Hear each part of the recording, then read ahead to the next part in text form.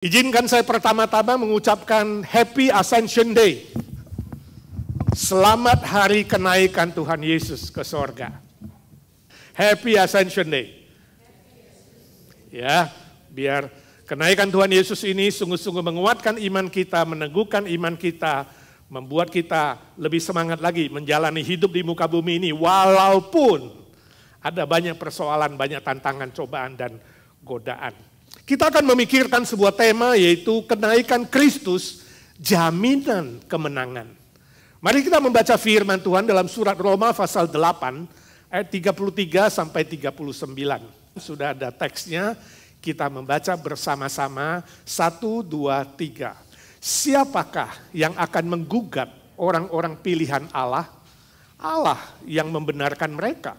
Siapakah yang akan menghukum mereka? 34. Kristus Yesus yang telah mati, bahkan lebih lagi yang telah bangkit, yang juga duduk di sebelah kanan Allah, yang malah menjadi pembela bagi kita. Siapakah yang akan memisahkan kita dari kasih Kristus? Penindasan atau kesesakan, atau penganiayaan, atau kelaparan, atau ketelanjangan, atau bahaya, atau pedang? Seperti ada tertulis, oleh karena engkau kami ada dalam bahaya maut sepanjang hari. Kami telah dianggap sebagai domba-domba sembelihan. 37, tetapi dalam semuanya itu kita lebih daripada orang-orang yang menang oleh Dia yang telah mengasihi kita. 38, sebab aku yakin bahwa baik maut maupun hidup, baik malaikat-malaikat maupun pemerintah-pemerintah, baik yang ada sekarang maupun yang akan datang, atau kuasa-kuasa, baik yang di atas maupun yang di bawah, ataupun sesuatu makhluk lain, tidak akan dapat memisahkan kita dari kasih Allah yang ada dalam Kristus Yesus Tuhan kita. Suatu kali ada seorang istri, dia goreng pisang goreng dan ubi goreng. Nah, suaminya itu baru pulang mungkin olahraga, ya, mungkin jalan-jalan sampai di rumah, wah cium itu pisang goreng wangi sekali. Ya. Lalu dia bilang kepada istrinya, istriku bagi dong pisang gorengnya. Kemudian istrinya menjawab, Alkitab kan berkata, jangan kamu mengingini milik orang lain. Lalu suaminya gak mau kalah. Dia bilang, Alkitab kan juga bilang, berilah maka kamu akan diberi. Lalu istrinya menjawab, Alkitab juga bilang bahwa orang yang tidak bekerja jangan dikasih makan. Kemudian suaminya menjawab, tapi kan Tuhan Yesus bilang kasihilah sesamamu manusia seperti dirimu sendiri. Istrinya bilang, Raja Salomo mengatakan, belajarlah dari semut, hai pemalas. Pergilah dan ikutilah teladannya. Lalu suaminya mengatakan, ingat, Yesus juga pernah bilang, lebih berbahagia orang yang memberi daripada menerima. Istrinya pikir-pikir ayat apa lagi ya. Kemudian gak ada ayat, dia bilang, nah ambillah sepotong pisang goreng ini. Tapi ingat, Yesus pernah bilang, pergilah dan jangan berdosa lagi. Saya gak tahu saudara yang jadi suami istri kalau berdebat, ada sebuah keinginan harus menang gak? Dan sama-sama memakai Alkitab. Tapi saudaraku, tema yang akan kita pikirkan malam ini, kenaikan Kristus jaminan kemenangan, bukan seperti kemenangan yang saya beri contoh ini, bukan. Ini hanya ilustrasi humor saja. Konteks dari surat Roma yang tadi kita baca bersama adalah soal jaminan, soal garansi dari Tuhan Yesus yang sudah menang kepada orang-orang percaya. Semua kita yang percaya kepadanya pun akan diberikan jaminan kemenangan. Dan garansi itu didasarkan oleh kebangkitan Tuhan Yesus dan kenaikan Tuhan Yesus. Yang dikatakan di ayat 34, yang sudah naik duduk di sebelah kanan Bapa di sorga. Itu garansinya. Jadi bukan janji yang kosong, bukan asal ngomong, bukan asal janji, asal berkata. Tapi Tuhan Yesus buktikan, dia bukan saja bangkit dan menampakkan diri selama 40 hari, tapi kemudian setelah 40 hari, dia naik ke sorga, disaksikan oleh orang banyak. Dan ini adalah peristiwa histori seperti tadi dikatakan oleh Anton. Dicatat di dalam sejarah. Sudah dirayakan lebih 2000 tahun. Saudara suka atau tidak suka, senang atau tidak senang, percaya atau tidak percaya, seluruh dunia mengingat hari ini adalah hari kenaikan Isa Al-Masih. Atau Yesus Kristus ke sorga. Di Indonesia bahkan libur ya. Jadi hari libur nasional. Ini sebuah bukti sejarah, bukan dongeng. Ya. Bukan cerita kosong. Bukan cerita rakyat, bukan legenda. Dan hari ini kita rayakan bersama-sama di Amerika. Walaupun tidak libur, kita bisa beribadah bersama-sama. Ini adalah sebuah hal yang sangat baik. Membuktikan bahwa Yesus Kristus yang sudah mengalahkan maut, sudah mengalahkan kuasa dosa, mengalahkan kuasa iblis dan semua kuasa-kuasa lain. Baik yang di sorga, di bumi, dan di bawah bumi. Tadi sudah kita baca bersama. Kenaikan Tuhan Yesus ini, kemenangan Tuhan Yesus ini memberi kita garansi pasti. Bukan semoga, bukan mudah-mudahan, tapi pasti. Bahwa kita pun akan mengalami kemenangan. Orang-orang yang percaya kepadanya. Nah, kemenangan apa itu? Dan malam hari ini saya ingin membagikan ada 2 jaminan atau 2 garansi kemenangan yang akan diberikan kepada kita. Yang pertama, jaminan kemenangan di dunia ini. Di dunia ini, ketika kita hidup di dunia ini, ayat 37, di situ ada istilah mengatakan dalam semuanya itu, ya, kita lebih dari pemenang. Apa yang dimaksudkan dengan semuanya itu? Dalam semuanya itu, ini menunjuk kepada siapa? Menunjuk kepada apa? Kepada ayat sebelumnya. Ayat-ayat yang sebelumnya berkata, kalau Allah di pihak kita, siapa yang bisa melawan kita, siapa yang akan menghukum kita, siapa yang akan menjatuhkan kita, siapa yang akan memisahkan kita dari Kristus, apakah penindasan, kesesakan, penganiayaan, apakah kelaparan, ketelanjangan, bahaya, atau pedang, atau maut? Ayat 35. Tidak ada, jawabannya tidak ada satupun yang bisa memisahkan kita. Semua-muanya itu yang tadi saya sebutkan itu. Apapun dalam hidup ini, penderitaan, kesusahan, cobaan, godaan, masalah apapun, tidak bisa menjatuhkan iman kita. Tidak bisa memisahkan kita dari Kristus, sebab Yesus Kristus yang sudah naik ke sorga itu, dia berjanji akan memegang tangan kita. Dia akan memelihara kita sampai akhir. Dan kenaikannya ke sorga itu adalah garansi bagi orang-orang percaya. Amin, puji Tuhan. Kemenangan Kristus menjamin kemenangan kita. Suatu kali, Dr. Billy Graham sebelum dia meninggal, dia itu mengajar dan dia bertanya kepada muridnya. Dia bertanya, apakah yang dimaksud dengan bersekutu dengan Kristus? Oh, lalu murid-muridnya menjawab, oh bersekutu dengan Kristus adalah ketika kita berdoa kepada Tuhan. Ketika kita beribadah kepada Tuhan. Ketika kita bernyanyi, ketika kita memuji. Pak Billy berkata itu gak salah, ya ada benarnya. Tapi konteks dari Roma 8 yang seperti ditulis oleh Rasul Paulus itu, bersekutu dengan Kristus bukan itu. Lalu Pak Billy Graham menjelaskan, bersekutu dengan Kristus adalah ketika kita menghadapi kesusahan, ketika kita menghadapi penderitaan, ketika kita menghadapi cobaan, ujian, godaan, dan berbagai macam kesusahan, ada sebuah keyakinan di dalam hati kita bahwa Yesus tetap akan memelihara dan menjaga dan memegang tangan kita.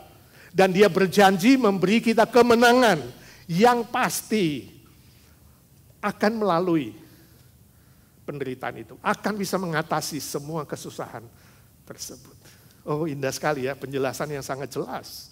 Penjelasan yang sangat baik dari Roma 8. Jadi pertanyaannya, kapan kita bisa bersekutu dengan Kristus? Apakah hanya berdoa, beribadah, bernyanyi, memuji Tuhan? Tidak. Kita bersekutu dengan Kristus setiap hari, saudaraku.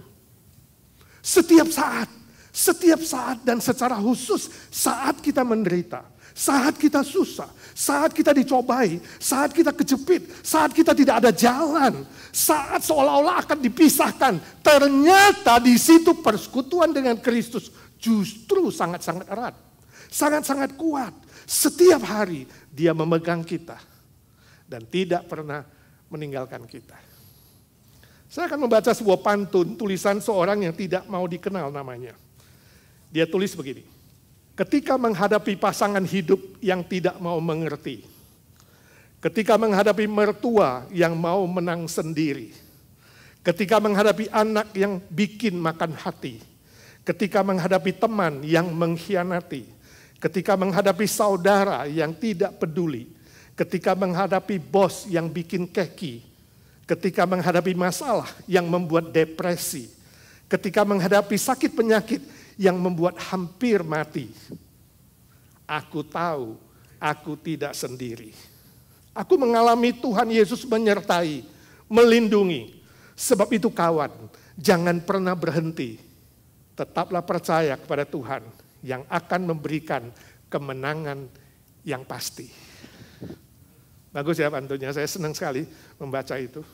Saudaraku, pada saat-saat ada persoalan yang membuat saudara kecewa, membuat saudara hampir putus asa, sedih dan seolah-olah tidak ada jalan, ingat, kenaikan Tuhan Yesus adalah sebuah garansi, adalah sebuah jaminan bahwa Dia pasti menyertai, pasti memberi kekuatan, pasti melindungi, pasti memberikan kemenangan yang pasti. Itu sebabnya dalam situasi dan kondisi yang bagaimanapun, ingat saudara, jangan cepat putus asa, jangan cepat berhenti, tapi terus bertahan, terus percaya, terus yakin bahwa tangannya yang tidak kelihatan itu memegang kamu sampai pada akhirnya. Saya punya seorang teman, suatu hari dia bilang sama saya, Pak, kenapa ya dunia ini ada kesusahan, ada masalah, ada persoalan? Bagi saya sebenarnya simple, itu karena gak ada uang. Karena manusia kalau gak ada uang itu banyak masalah. Kalau ada uang, apalagi kalau kaya raya, bagi saya kalau cari suami itu kaya, dia bilang. Kalau kaya raya, semua persoalan pasti beres. Saya gak tahu saudara punya konsep itu gak? Punya pemikiran itu gak? Saudaraku, saya hari ini mau katakan kalau saudara setuju dengan teman saya, konsep saudara, pemikiran saudara sangat keliru. Memang uang penting, saya gak bilang uang gak penting. Tapi uang bukan segala-galanya, uang bukan menjadi sumber menyelesaikan permasalahanmu. Justru di dunia ini banyak orang yang beruang, banyak uangnya, tambah banyak masalah. Tambah stres, tambah depresi. Ya. Bahkan uang yang berkecukupan, berkelebihan, ternyata banyak hal yang tidak bisa diselesaikan. Contoh, saudara tahu, siapa orang yang terkaya nomor 4 di dunia? Bill Gates. Bill Gates, saya baca di New York Times, dicatat di New York Times, dia orang terkaya nomor 4. Ya, hari Senin yang lalu, tanggal 3 Mei, seminggu sebelum Mother's Day, dia mengumumkan dia bercerai dengan istrinya Melinda. Setelah menikah 27 tahun dan memiliki 3 orang anak yang berusia 18 sampai 25. Bill Gates adalah co-founder dari Microsoft. Orang yang kaya raya, saudara, nilai hidupnya itu ya $124 billion. Banyak gak? Dia dan istrinya mulai yayasan Gates dan melayani banyak orang di dunia ketiga khususnya. Membantu soal kesehatan, membantu soal sakit penyakit, membuat orang menjadi lebih sehat, lebih baik. Mereka berkata begini di New York Times. Kami membangun yayasan ini yang beroperasi di seluruh dunia untuk membuat manusia lebih sehat, lebih produktif, dan lebih sejahtera. Kami tetap akan bekerja untuk misi ini. Tapi kami sudah tidak percaya bahwa kami berdua bisa hidup bersama sebagai suami istri di hari-hari kami yang di depan. Oh, sangat ironis ya. Kami akan membuat manusia menjadi lebih sejahtera, lebih baik. Hidup lebih baik, lebih sejahtera. Tapi kami sendiri, kami berdua tidak percaya kami bisa hidup bersama. Setelah 27 tahun menikah dan punya 3 anak. Anaknya pun gak mengerti 3-3-nya. Kenapa? Kenapa keputusannya begitu? Di masa senja mereka, saudara. Bill Gates 65 tahun, saudara. Kalau 70 tinggal 5 loh. Umur Alkitab ya, kalau 80 ya tinggal 15. Di usia senja mereka tidak bisa hidup bersama untuk saling mengasihi. Anak-anak tidak mengerti kenapa dan mereka tidak jelaskan kenapa keduanya mengambil keputusan untuk bercerai. Namun saudaraku, bila seorang tidak memiliki kasih Kristus, ini poin saya, ini firman Tuhan. Kalau seorang tidak memiliki kasih Kristus yang rela berkorban seperti Tuhan, yang rela saling mengampuni, saling mengasihi, yang setia sampai mati. Kalau seorang tidak punya kasih Kristus itu, bagaimana mungkin bisa mengasihi dengan kasih yang datang dari Kristus dan mengasihi pasangannya sampai nafas yang terakhir? Walau ada banyak uang, itu bukan jawaban. Kasih Kristus yang menang, itu jawaban. Kasih Kristus yang sudah naik ke sorga dan mencurahkan berkat-Nya dan berjanji menyertai dalam setiap persoalan penderitaan.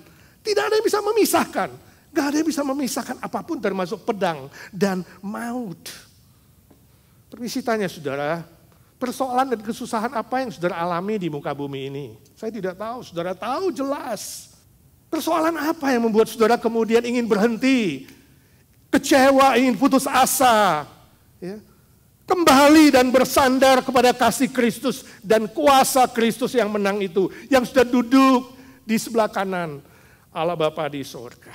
Pasti saudara dimampukan, pasti dimampukan mengalahkan cobaan, mengalahkan godaan, mengalahkan setiap tantangan penderitaan dan kesusahan, sesulit apapun di muka bumi ini. Itulah jaminan kemenangan yang pertama. Jaminan kemenangan di dunia ini ketika masih hidup. Yang kedua, jaminan kemenangan di dunia yang akan datang. Ayat 37 di situ ada istilah baik hidup maupun maut. Nah, ini artinya jaminan kemenangan dari Kristus itu ada di hidup ini maupun setelah maut datang. Setelah meninggal.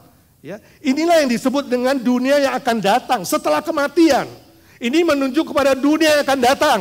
Setelah kita tinggalkan dunia ini pun diberikan kemenangan yang pasti. Artinya apa? Orang yang beriman dan percaya kepada Tuhan Yesus pasti masuk surga. Sebab dia duluan ke sana. Jadi kenaikan Tuhan Yesus ke surga adalah sebuah garansi dan jaminan. Semua orang yang beriman pasti diselamatkan oleh Tuhan Yesus. Sekali selamat, selamanya selamat. Keselamatan di dalam Tuhan Yesus tidak akan hilang. Ini doktrin yang sangat penting saudaraku. Ini doktrin yang sangat mendasar dalam iman Kristen. Sebagian gereja yang bercampur aduk dengan konsep Yudaisme, Yahudi, agama Yahudi. Misalnya jemaat di Kolose, jemaat di Galatia, saudara baca lagi. Di abad 19 ada gereja Adventis, hari ke-7. Juga sebagian gereja yang berteologi Pentakostal dan karismatik. Mereka percaya bahwa keselamatan di dalam Tuhan Yesus bisa hilang. Saudara harus jaga baik-baik. Jaga dengan usahamu. Kalau tidak, itu bisa terhilang saudara. Hal ini membuat sebagian anggota jemaatnya kemudian merasa was-was. Aduh, gue selamat apa tidak ya? Merasa khawatir, merasa takut, bertanya-tanya, merasa tidak aman. Sebab mereka hidup dalam usaha untuk menjaga keselamatannya. Untuk memelihara keselamatannya. Dengan mentaati ini, mentaati itu, aturan-aturan gereja, tradisi. Dan tidak mentaati firman Tuhan. Misalnya, ada yang mengharuskan harus baptis ulang. Bahkan ada yang baptis di Yordan. Ada harus ibadah pada hari tertentu. Yang paling suci. Ya, hari ke-7 hari yang paling suci misalnya. Jangan makan ini, jangan makan itu, ini haram, ini halal. Ini yang membuat dosa, ini yang buat tidak dosa. Harus doa kepada orang kudus. Doa kepada malaikat misalnya. Ada yang harus berdoa berbahasa roh, kalau nggak berbahasa roh nggak selamat misalnya. Atau ada aturan-aturan lainnya. Semua ini membuat sebagian orang menjadi seperti Farisi. Wah, sok suci, sok benar, aku sudah melakukan ini, aku sudah melakukan itu, kamu sendiri belum. Kemudian mulai menghakimi orang lain, seolah-olah sendiri lebih suci, lebih hebat, lebih benar. Atau sebagian lain merasa takut-takut, khawatir, bertanya-tanya apakah dia selamat sebab dia kurang sempurna mentaati peraturan ini dan peraturan itu, nanti keselamatannya hilang bagaimana? Saya nggak tahu apakah saudara yang duduk di sini malam hari ini bertanya-tanya soal keselamatanmu. Ragu-ragu nggak? Bertanya-tanya nggak? Nanti kalau mati gimana? Besok mati gimana? Saya diterima nggak sih? Masuk surga apa tidak sih? Bertanya-tanya.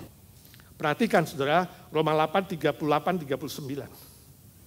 Firman Tuhan berkata, sebab aku yakin bahwa baik maut maupun hidup, baik malaikat-malaikat maupun pemerintah-pemerintah, baik yang ada sekarang maupun yang akan datang, atau kuasa-kuasa baik yang di atas maupun yang di bawah, atau sesuatu makhluk lain, tidak akan dapat memisahkan kita dari kasih Allah yang ada di dalam Kristus Yesus yang sudah naik ke surga. Begitu jelas firman Tuhan, saudara lebih percaya firman Tuhan atau percaya tradisi dan peraturan manusia? Oh saudaraku, kuasa kemenangan Kristus melebihi semua usaha manusia. Melebihi semua tradisi dan peraturan-peraturan yang membuat saudara ragu-ragu, takut-takut, was-was dan khawatir. Ingat, keselamatan di dalam Yesus Kristus adalah pasti. Ini adalah jaminan kemenangan oleh kenaikan Tuhan Yesus Kristus, bukan usaha manusia. Kalau kita perhatikan semua agama di dunia ini, saudara, mengajarkan usaha, berbuat ini, berbuat itu, ya, berbuat baik, kumpulkan pahala, lakukan ini, lakukan itu, berbagai macam. Ada yang ritual agama, ada yang non-agamawi, berbuat apa saja untuk bisa diselamatkan. Tapi firman Tuhan mengatakan semua usaha manusia adalah sia-sia untuk mendapatkan keselamatan atau mempertahankan keselamatan manusia. Keselamatan yang sejati 100% adalah anugerah Allah di dalam Tuhan Yesus Kristus. Dan keselamatan di dalam Tuhan Yesus tidak akan hilang sebab Dia menjamin dengan kebangkitan dan kenaikannya ke surga. Oh, di Injil Yohanes pasal 10 Tuhan Yesus jelas sekali berkata, domba-dombaku mendengarkan suaraku, dan Bapa memegang mereka dan aku memegang mereka. Oh, kita dipegang sama Bapa dan Kristus. Dan tidak ada seorang pun yang bisa merenggut mereka dari tanganku.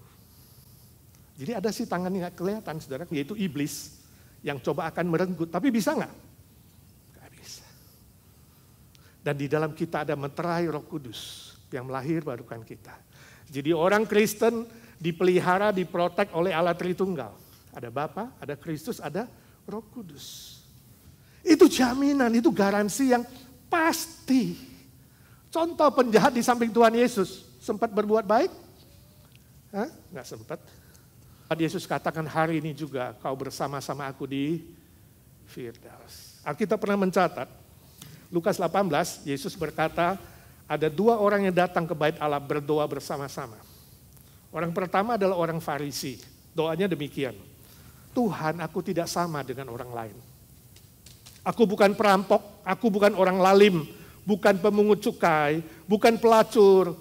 Aku sembahyang sehari 3 kali, puasa seminggu 2 kali, memberikan persembahan dan persepuluhan. Dan aku memelihara hari Sabat, tidak makan atau minum makanan yang haram, dan lain sebagainya, dan lain sebagainya. Jadi doanya begitu ya. Aku tidak seperti si A, si B, si C. Aku begini, aku begitu. Aku lebih hebat, aku lebih suci, lebih benar, lebih banyak lakukan A dan B untukmu. Lalu pemungut cukai dengan rendah hati dan menyesali dosanya berkata, Tuhan kasihanilah aku, orang yang berdosa ini. Gak berani lihat ke atas, lihat ke bawah. Tuhan kasihanilah. Dan Yesus berkata, 2 orang ini siapa yang dibenarkan? Bukan orang Farisi, tapi pemungut cukai yang sungguh-sungguh rendah hati dan bertobat di hadapan Tuhan. Sebab itu saudaraku, hati-hatilah. Jangan sampai menjadi seperti orang Farisi yang menganggap engkau lebih dari orang lain. Lebih suci, lebih pinter, ya, lebih hebat, lebih banyak melakukan A, melakukan B untuk Tuhan, lebih banyak berbuat baik, lebih ini, lebih itu. Dan mulai kemudian menghakimi orang lain. Stop menjadi Farisi. Sebaliknya juga saudara jangan terus takut, khawatir, was-was dan bertanya-tanya, saya sudah selamat atau belum? Bagaimana dengan saya? Bagaimana saya nggak perfect dan begitu. Ingat, hanya bersandar kepada kuasa Kristus yang menang, bukan kepada usaha sendiri. Saya baca sebuah cerita, suatu hari ada seorang yang mati, laki-laki, ya, seorang bapak, sudah cukup berusia. Dia mati dan ada di depan pintu sorga. Kemudian malaikat yang menyambutnya berkata, oh, untuk masuk di pintu sorga ini kamu perlu memiliki 1000 points. Dibilang kepada bapak itu. Coba sekarang ceritakan kepada saya, selama di dunia ini perbuatan baik apa yang sudah kamu lakukan. Dan kemudian saya akan memberi kamu nilainya nanti. Berapa poin. Oke lah, kata si bapak itu. Saya sudah menikah dengan wanita yang sama selama 50 tahun. Dan saya tidak pernah menipu dia satu kali pun. Malaikat mengatakan, wow itu bagus sekali setia itu. Kamu dapat 5 poin. Hah, 5 poin? Sedikit sekali. Ya, ingat, 1000 poin loh. Ini baru 5, dia kaget. Ya. Ada yang lain nggak? Oke, dia katakan, yang lain. Saya setiap hari ke-7 pergi ke Bait Suci untuk beribadah. Ya, itu hari Sabat saya. Oh bagus, kata malaikat. Tambah 1 poin. Dia kaget, hah? Cuma 1 poin, dia bilang. Ada yang lain, oh saya tidak makan makanan haram, saya gak minum minuman haram, ya. Saya jaga makanan dan minuman yang suci. Oke, tambah lagi 1 poin, kata malaikat. Hah? 1 poin saja. Oke, saya juga memberi persepuluhan untuk mendukung pelayanan. Bagus, kata malaikat, itu 3 poin. 3 poin. Saya juga membantu orang miskin, membantu para gelandangan. Oh bagus, itu tambah 4 poin lagi. Ada yang lain? Lalu dia bilang, oh saya pernah ke Israel. Di situ saya dibaptis di Sungai Yordan, tempat Yesus dibaptis di situ. Malaikat manggut, luar biasa. Itu cuma 1 poin. Dia kaget, 1 poin. Oh, dia mulai takut, dia mulai menangis. Dia bilang, kalau cara menghitungnya begitu, saya pasti gak mungkin bisa mencapai 1000 poin. Untuk masuk ke pintu ini saja saya kira saya satu-satunya jalan harus membutuhkan anugerah Tuhan. Pemberian dari Tuhan bukan dengan apa yang saya buat.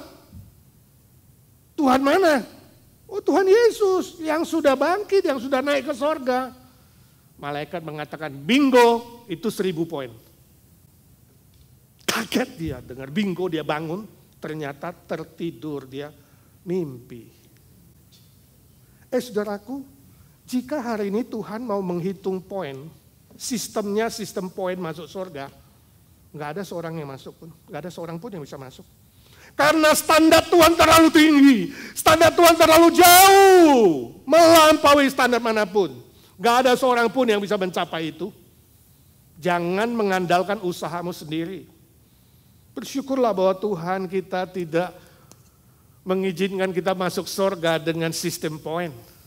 Tapi oleh karena anugerah, hadiah, pemberian oleh Yesus Kristus, melalui iman kepadanya, percaya kepadanya. Firman Tuhan mengatakan, barang siapa yang mengaku dengan mulut, percaya dengan hati, bahwa Yesus telah mati bagi dia, bangkit bagi dia, dan kini ditambah naik ke surga bagi dia, pasti akan dibenarkan dan diselamatkan. Amin. Oh tentunya kalau sudah diselamatkan kita perlu berbuat baik, bukan berarti gak usah berbuat baik. Tapi berbuat baik itu bukan untuk masuk surga, tapi ungkapan syukur kepada Tuhan. Ungkapan terima kasih untuk membalas cinta kasih-Nya menjadi berkat bagi banyak orang lain. Permisi tanya, sudahkah saudara yakin 100%? 100%, gak ada sedikit keraguan pun. Kalau besok saudara harus meninggal, saudara pasti diselamatkan? Pasti masuk surga, amin? Yakin? Atau di dalam hati saudara masih ada ragu-ragu, ada was-was, ada bertanya-tanya. Malam ini adalah kesempatan kita memperbaharui iman kita.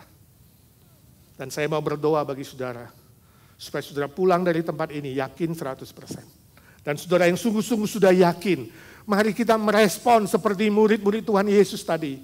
Bersukacita, bersyukur, setia, beribadah, melayani pekerjaan Tuhan. Sampai nafas yang penghabisan. Amin. Mari kita berdoa. Bagi saudara yang mau saya doakan, dengan hormat saya undang angkat tangan kananmu. Saya akan berdoa bagi saudara. Adakah yang mau saya doakan? Iman saudara, memperbaharui iman. Puji Tuhan, angkat tangan kananmu. Gak usah ragu, gak usah takut. Saya berdoa bagi saudara. Siapapun yang memperbaharui iman dan mau lebih mengasihi Tuhan. Dalam pekerjaan Tuhan, mengikut Tuhan. Dan beribadah dan mencintai Dia sampai nafas penghabisan. Angkat tangan kananmu. Puji Tuhan, puji Tuhan. Bapa di sorga, hamba-Mu berdoa untuk setiap orang yang sungguh-sungguh mau bertekad memperbaharui iman malam hari ini. Atau bertekad mengasihi Tuhan. Dengan melayani Tuhan. Dengan menjadi berkat untuk orang lain. Memuliakan Tuhan. Berkati hidup mereka ya Tuhan. Hamba-Mu minta dalam nama Tuhan Yesus. Menteraikan janji-Mu atas diri mereka. Jauhkan mereka dari sakit, penyakit, mara bahaya, dan hal-hal yang negatif. Tambahkan umur, tambahkan usia, tambahkan kekuatan dan berkat-berkat dan karunia. Untuk terus melayani, berbuah bagi kerajaan-Mu. Berdoa, bersyukur, memohon berkat Tuhan dalam satu nama. Tuhan Yesus Kristus. Tuhan segala Tuhan, Allah segala Allah. Yang sudah mati bagi kami, bangkit bagi kami, dan naik ke sorga bagi kami. Dan yang akan datang kembali menjadi hakim segala hakim bagi seluruh umat manusia. Kami berdoa dan memohon berkat Tuhan. Amin, amin. Silakan duduk. Tangan begini, Happy Ascension Day. 1, 2, 3.